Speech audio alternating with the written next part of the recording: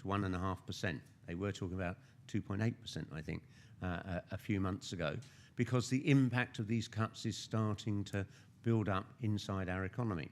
And so we've run the risk of repeating the mistake that Japan did, of locking themselves, perhaps not into a recession again, perhaps not a double-dip recession, but growth so low that it continues to be incredibly painful, with more and more casualties, more and more industries wiped out, more and more people seeing the quality of their life destroyed. So we've got to make that case, that you invest. And it's true that actually Obama is making the same case, though with the Republican majority in Congress, very little chance of delivering it. Obama's talking about beginning the repayment of debt, making the cuts that are necessary to repay that debt from their viewpoint after 2012, not before, only when the American economy is strongly growing again. And he is trying to persuade Congress to go for another package of economic measures to get the economy going, building roads, building railways, modernising airports and so on, what we would call public works programme. And that is exactly what we need to be making the case for. As Cameron and Johnson in City Hall and in Whitehall drive through these cuts, we need to demonstrate, A, the policy isn't working, but the alternative could.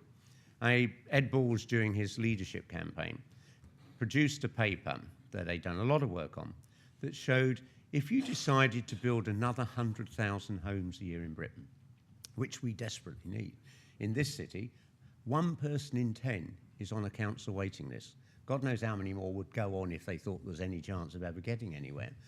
We could actually build 50,000 homes a year in London for a decade, and we would just about break the back of our housing crisis in this city.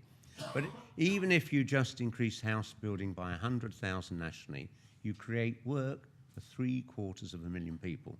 Not just the people building those homes, but they then go and buy local goods and services in shops, and it gets recycled round and round the whole economy. This is the real killer of outsourcing jobs abroad, because the money that used to be spent locally is no longer circulating in the local economy, the tax base gets less buoyant, and the local authorities end up saying, oh, we've got to outsource more in order to balance our books. It's a cycle of decline.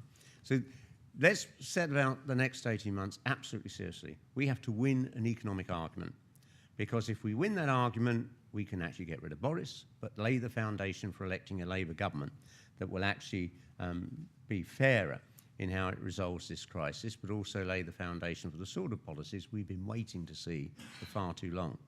I think perhaps one of the most scandalous things after the war in Iraq was the last Labour government didn't build homes for them. It seemed to think one day everyone owned their own home, which is absolute nonsense. So committing to major new transport expansion, not just Crossrail 1, we need Crossrail 2 and Crossrail 3, because people are moving to London, and you've got to increase and expand the capacity of our rail system. We should be locking ourselves into a major house building programme that lasts at least a decade to actually give people a decent quality of housing in this city, because if you take someone, a family living in appalling conditions, and give them a decent home, their kids have got a bedroom where they can do their homework, all the family have a better health, less demand and call on other services, and you create work, you put people back, they're generating tax, they're generating GDP, and that's how you pay this debt down. So let's throw everything into this. It's not just about City Hall. It's about laying the foundation for a very different sort of Labour government at the next election, because I'm not going to say to people in London, if I get elected, suddenly all the pain will stop. I mean, Cameron and Osborne aren't going to say, oh, Ken's won, we'll roll over and give him a couple of billion more to make life better. It will be a brutal sort of conflict that I first experienced when I was leader of the GLC and we faced Thatcher. But what I do intend to do is, from the day I walk into that building, we set teams of people to work to prepare the capital investment programme, the new transport projects, to identify the areas where we could build housing, to prepare the planning applications to do that, so that when we get a Labour government, we are ready to move to put people back to work. And at my first meeting with Ed Miliband, just before he went off on his paternity leave, I was spelling this out, and he was genuinely excited. I came out of that meeting honestly able to say, I haven't felt as comfortable in the presence of a Labour leader since John Smith. I actually felt I was in the presence of a Labour leader, and I think he understands that there is no route back to power for the Labour Party without recognising much that we got wrong in this last 13 years, being honest about that, and the news today was a clear sign this is going to be a very different sort of Labour Party that we'll be proud of, because, as you will have seen in some papers, he has refused to nominate to the Lords many of those dodgy millionaires sort of pumping money into the Labour Party as long as we kept taxes down and things like that.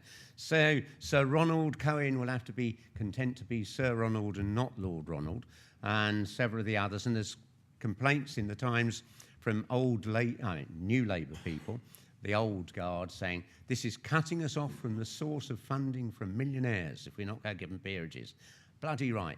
We should be looking for the sources of funding which are our base, our trade union movement, and strengthening that link.